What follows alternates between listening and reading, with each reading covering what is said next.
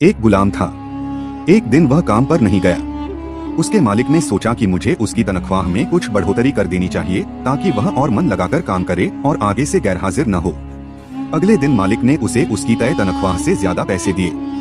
उसने चुपचाप वे पैसे रख लिए, लेकिन कुछ दिनों बाद वह फिर से गैरहाजिर हो गया। इस पर मालिक ने गुस्से में आकर उसकी तनख्वाह में किया गया इजाफा खत्म कर दिया और उसे पहले वाली ही तनख्वाह देने लगा। गुलाम तब भी खामोश रहा। मालिक ने कहा, जब मैंने तुम्हारी तनख्वाह बढ़ाई तब भी तुम चुप रहे, और अब जब मैंने घटा दी तब भी तुम चुप क्यों हो?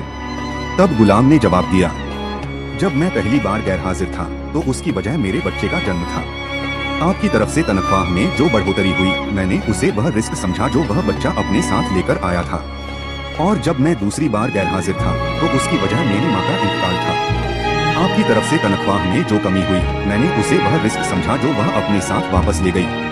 फिर मैं उस रिस्क के लिए क्यों परेशान हूँ जिसका मालिक खुद साथ वापस ले जाए? मैं उस रिस्क के लिए क्यों चिंता करूँ जिसकी जिम्मेदारी अल्लाह ने खुद उठा रखी है?